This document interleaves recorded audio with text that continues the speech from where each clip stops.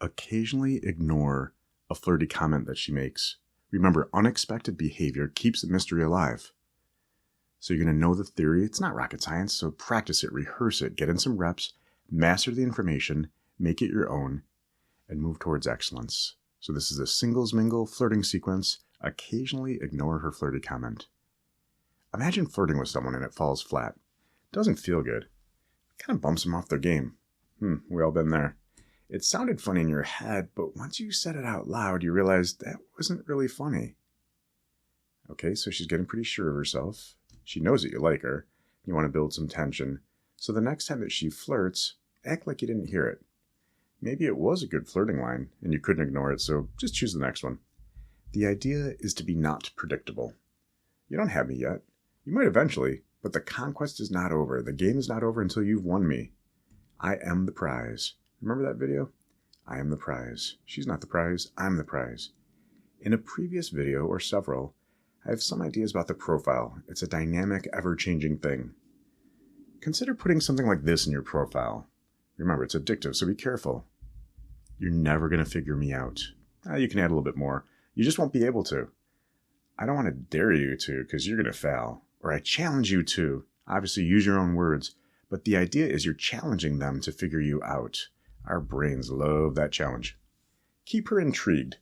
Not taking for granted and on her toes, yet safe. How else can you keep her off balance, but not in a mean way, a playful way? Like not anticipating the punchline of a funny joke. That's not mean, but you're keeping your audience on their toes all the way through a funny joke until they get to the punchline and you twist it on them. You're playing a joke on your audience. That's why it's funny. Flirting can have playful accusations like, hey, right there, you're thinking about kissing me. I know what you're thinking. Hey, I'm not that easy, young lady. You know, kissing is a gateway drug. I had a sense you'd be trouble. Practice playful accusations and get your lines down. Practice ignoring a really pretty person who is bidding for your attention. It's kind of challenging. Check out how hard it is. It's really hard. You want them to like you, so you pay attention. You want them to reciprocate with attention when you talk, right? So catch them off guard by not paying attention. It's counterintuitive, a tiny bit risky. Don't be mean about it, but just tease. I'm sorry, I didn't notice you. Hey, when did you get there? Just be aware that anytime you use a game like this, there's a risk of hurting somebody. Make sure you're smiling and don't do this with someone who has a lot of insecurity. It's supposed to be fun for everyone involved. If you're the only one having fun, it's not really funny. Just for grins, there's an inappropriate comedian who has a set called The Love Master. Type that into YouTube, listen to it. There's all sorts of sexual innuendo and double entendre. Not all of it is subtle, but it cracked me up. I think there's some great ideas in there for flirting and double entendre. Two things can mean two different things at the same time. It's confusing, fun, exciting. And by the way, that YouTube is not suitable for work. So how do I practice this? So in a nutshell, that's the theory. The theory is important, but the theory itself is not going to get it done. You have to practice it. Just like anything that's worth practice, an instrument, dance, cooking, sports, that kind of stuff. Practice it, but practice it correctly a few times. See yourself practicing it correctly. Visualize yourself doing it correctly and getting the results, seeing yourself succeeding. Within the picture yourself dressed the way that you feel confident. You determine how confident you feel, always. Your confidence is not dependent on outside forces. Nothing from the outside has to affect you, unless you choose to affect it. If you want the outside world to affect you, you let it in.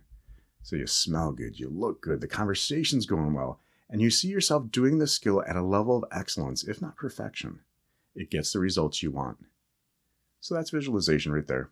Picture it, feel the feelings of it going well. Excellent. Your brain has no idea whether it happened in what we call reality, or if it simply occurred inside your brain. It records it as real. So in real life, when it comes up, you already have repetition under your belt, so your confidence gets a boost. If you want to get a bigger boost, do multiple reps, 5, 10, 15, 100. How good do you want to be? Make certain that you feel the feelings every single time. Your posture, your voice, your humor, it's all perfect. You are in flow. Your visualization makes your confidence higher and more likely that you're going to follow through. Go ahead and be fun and playful with it. Get a lot of reps in. And again, confidence, not dependent on outside influence. No matter what happens around you, you have the choice, you have the power to get confident, create confidence, maintain confidence. And confidence doesn't rely on an outcome. Confidence is an inside job. So you rehearsed it, you've mastered it, you're moving towards excellence. Definitely worth the practice, and practice feels good. So imagine if we were all better at dating. What impact could that have? If we tried to not hurt one another, played by similar rules so everybody understood what was happening, eliminating some of the guesswork and mind reading. Please hit like and subscribe. It helps me spread the message of good, respectful dating that changes the culture of dating. Want more resources? Check out my website, boyscounseling.com.